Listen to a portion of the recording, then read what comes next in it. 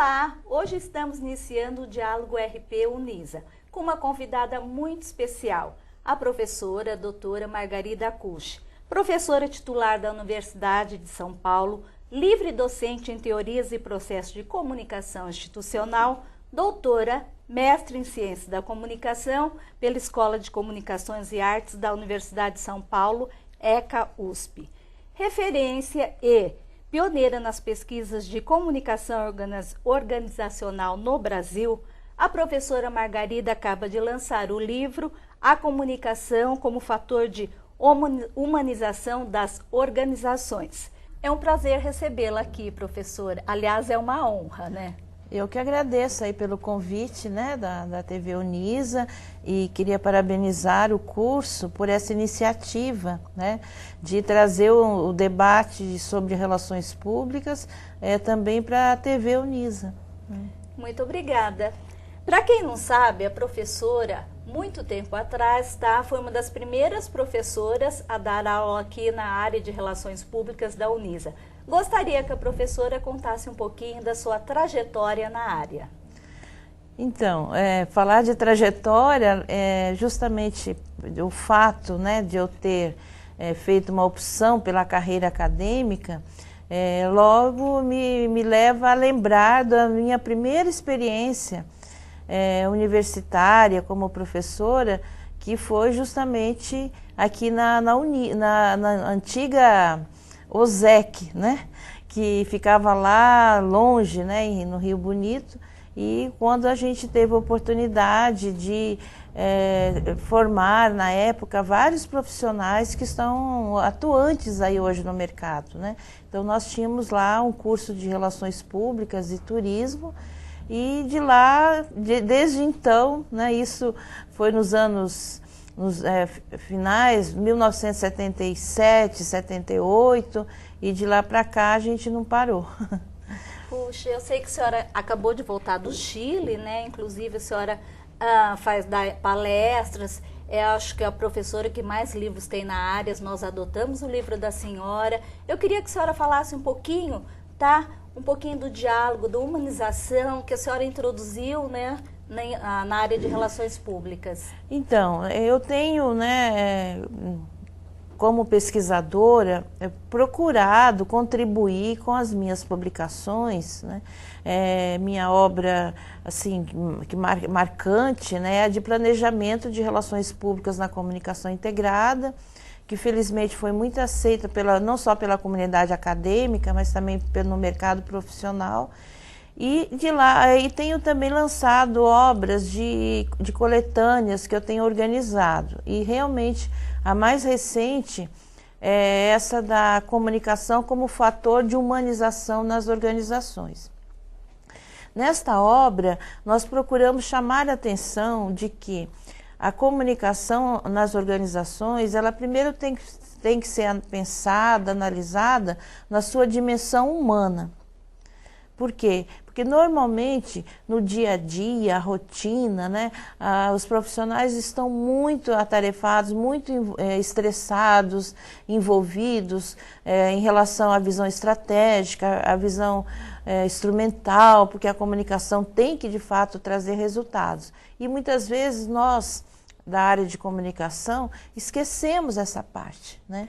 Então eu considero que nos nossos estudos e nas nossas práticas, nós não podemos esquecer que as organizações são formadas por pessoas, e as pessoas precisam ter espaço para um diálogo, para um entendimento, e também para possibilitar uma maior qualidade de vida no ambiente de trabalho.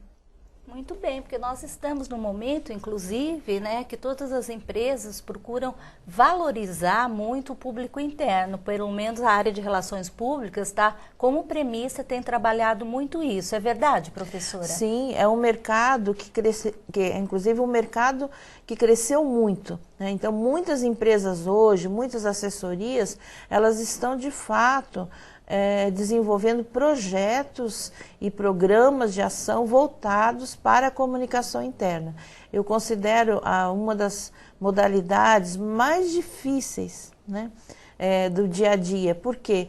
Porque você tem que comunicar com um segmento de público que está ali, que conhece a organização, e a organização tem que usar de um diálogo e de uma comunicação que eu diria verdadeira, isto é, tem que buscar uma coerência entre o que a empresa diz e o que se faz na prática. Então, a comunicação interna, ela constitui, assim, um segmento do campo da comunicação organizacional muito importante, no sentido de que nós precisamos ter uma base conceitual também, porque ela vai muito além das mídias, né? Que normalmente o pessoal se preocupa muito com o jornal, com o boletim, né? Com a intranet, e esquece que essa comunicação ela precisa ser pensada, ela precisa ser planejada, né? E tem um outro aspecto também, que é justamente a valorização das pessoas. No momento que você investe nessa comunicação, você se preocupa com esse público, você está valorizando. E é um público multiplicador, né? É um público multiplicador e muito importante dentro do universo dos demais públicos. Eu sempre falo para os meus alunos que, na verdade, né, então, a família brasileira ainda é constituída de 4 pessoas. A tendência é mudar, né? Por pesquisas que os novos casais, na verdade, optam por não ter filhos ou, na verdade, ser ter um. Mas hoje em dia ainda a família brasileira média é constituída de 4. Pai, mãe e 2 filhos, Isso. né? Depois que eles crescem, normalmente namoram, né? E vai essa multiplicação, na verdade. Qual a importância do público interno, que a senhora, inclusive, comentou, né? Porque alguém que fala mal, por exemplo, todas as crises das empresas iniciam com o público interno. A senhora concorda com isso? Com certeza. Eu vejo assim, o público interno, ele é um público multiplicador, não só no seu ambiente familiar, mas também no seu convívio social. Porque nós, na vida, exercemos vários papéis, né? Muitas vezes nós somos trabalhadores, nós somos pessoas integradas numa determinada comunidade, num determinado grupo social. Então, esse público, né, ele tem um poder testemunhal, né? Aquilo que ele falar, em termos de um depoimento, de um comentário, nas suas relações sociais e familiares, tem um peso muito maior do que qualquer investimento altíssimo numa propaganda, por exemplo, né? É por isso que tem que existir uma coerência, né, entre aquilo que a empresa diz e aquilo que de fato ela faz, né? Não adianta, se ela, por exemplo, nós estamos falando da valorização das pessoas, não adianta ela ter todo um discurso, fazer uma linda campanha de motivação, valendo-se dos recursos todos do marketing, da publicidade, se ela não paga salários justos, se o ambiente não é um ambiente favorável em termos de qualidade de vida, se há muita insegurança, se há muita sonegação de informação. Então, eu costumo também falar para os meus alunos, nós temos que primeiro arrumar a casa, né? Para depois, então, produzir a nossa comunicação.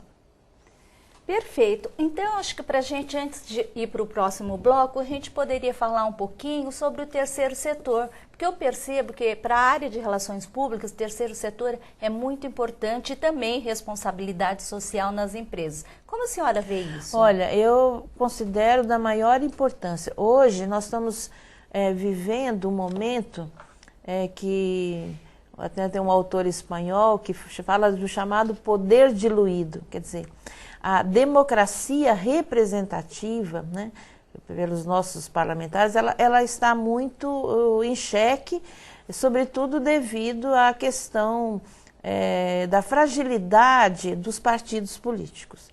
Então, o que tem crescido não só no Brasil, mas no mundo, é a chamada democracia participativa. Então, no segmento do terceiro setor, nós temos movimentos sociais, nós temos a sociedade civil organizada, e eu vejo como um grande mercado, inclusive, de trabalho para os profissionais. seja para trabalhar numa ONG, né, numa organização não governamental, ou numa fundação.